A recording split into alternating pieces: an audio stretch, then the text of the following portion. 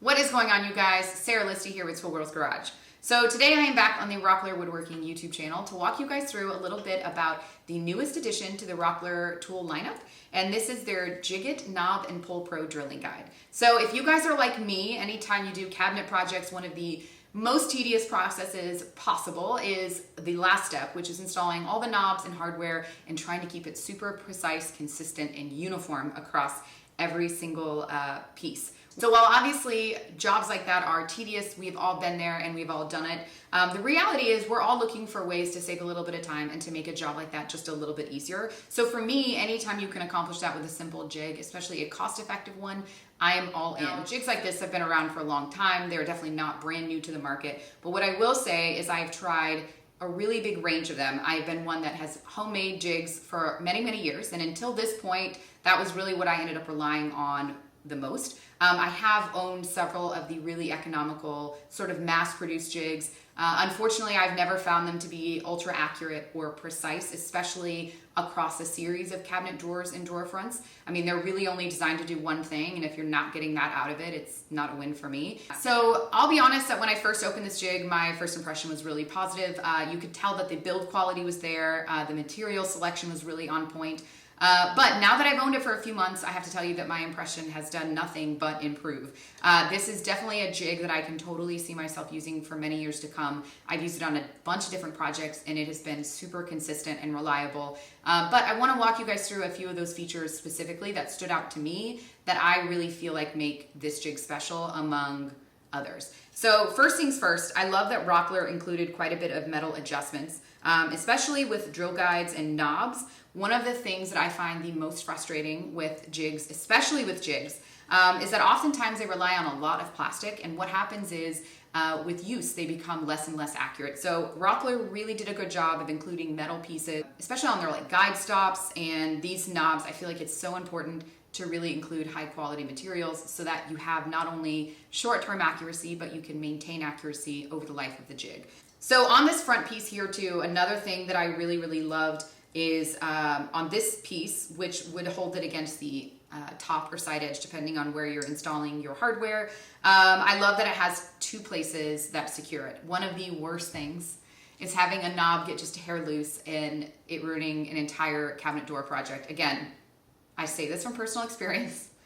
So I love that in this case, because this is such an important component of this jig, I love that they included two knobs rather than one to really secure it in, make sure that you're staying super accurate and precise. I love that, really well thought out. So obviously hardware makes a big difference in how the precision of a unit holds up. But the next thing that I noticed that Rockler did, and I really think this is genius, but they have this really thick plastic that it's made out of. So anywhere that's not metal, it's this really thick plastic. It's not a flimsy material by any means, but where plastic meets plastic, which is a very well-known wear point, historically with tool collections, anybody you ask will tell you that anywhere plastic meets plastic, obviously you can have issues where, you know, cracking, wearing, etc. It can be a problem.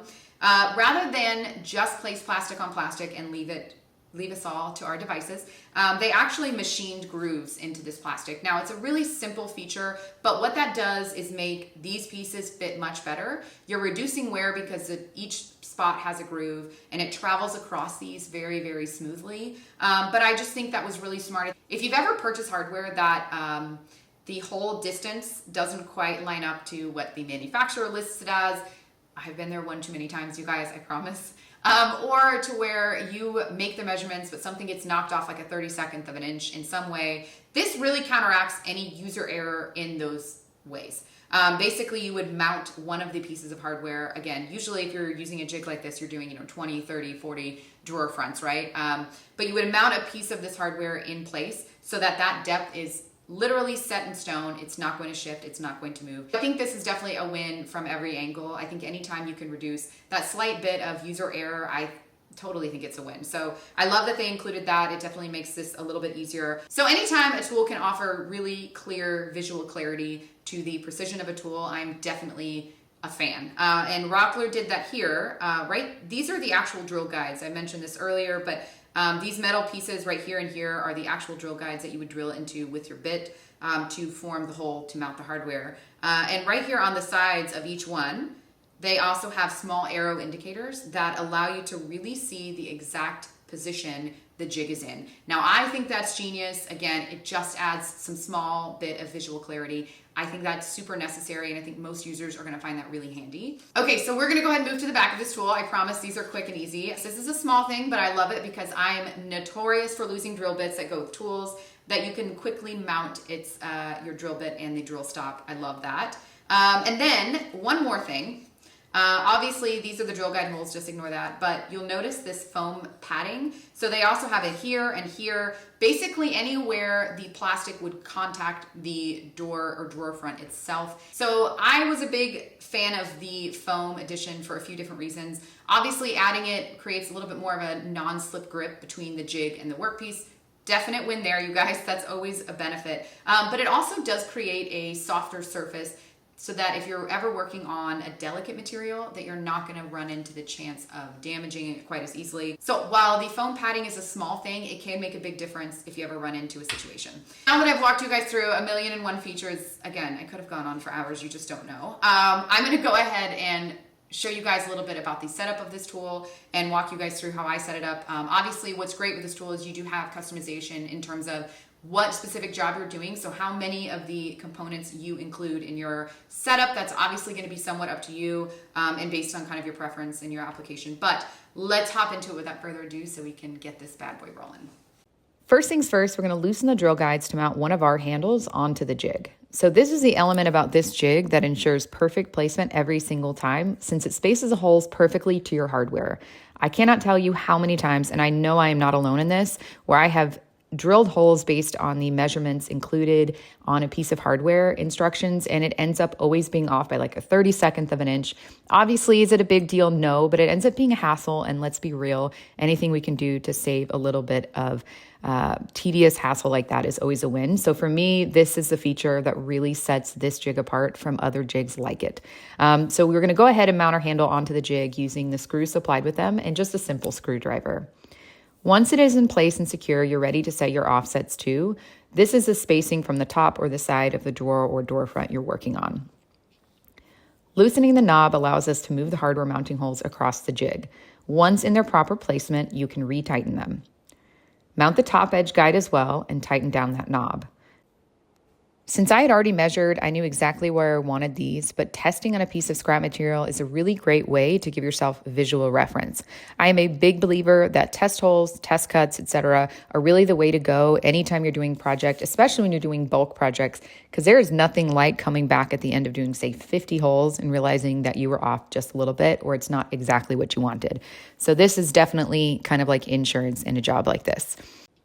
You want to go ahead and mount your stop onto your drill bit, obviously double checking that it's going to go through your material, but not too much beyond it, and go ahead and mount it into your drill. Now is a really great time to go ahead and make sure that all of your safety gear is on and in place. I went ahead and pulled my hair back and put on my safety glasses. Safety first, you guys. Like most projects, slow and steady is definitely the way to go when drilling your holes, especially when you're looking for that smooth, really clean holes to mount your hardware with. You want to make sure that you're allowing the drill bit to do the work for you and not overdoing it. You don't want to have blowout, etc. Now that your jig is set up, it's time to go ahead and start actually drilling these holes. So I used a simple clamp to hold the jig firmly in place, but I really did find this to be optional. Honestly, because of the amount of non-slip material on the back of the jig, it really doesn't move around a lot, or at least not in my experience, so I would leave this up to you. Once you've drilled both holes, you can easily remove your clamp and mount your hardware. As you can see, this turned out really great and the hardware is perfectly spaced.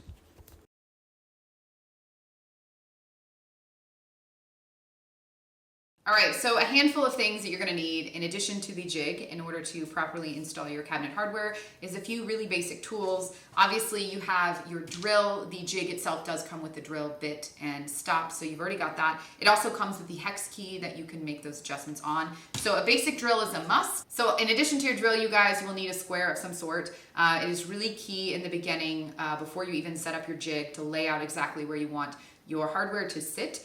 So I spent some time, recorded those measurements, so it was really easy when I went to set up my jig because I knew exactly where I needed it to be. You will also need a basic screwdriver. This is one with an interchangeable head. I just find it to be really handy in the shop. especially when you're working with different hardware types. So just to mount the actual hardware, that comes in handy.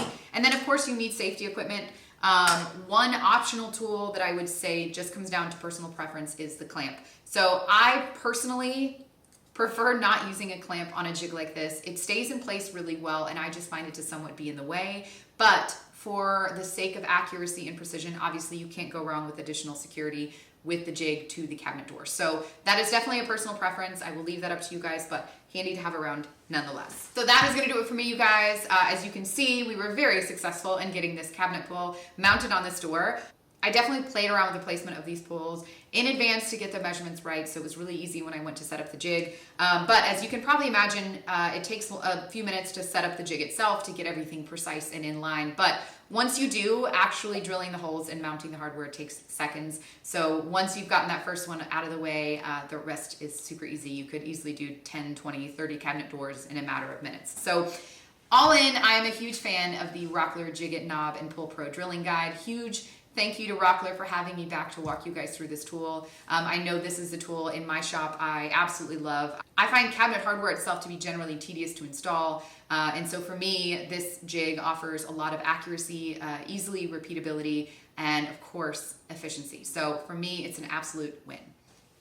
All right, you guys, that is gonna do it for me. If you have any other questions, please feel free to leave them in the comment section down below. Thank you again, and from my shop to yours, happy making.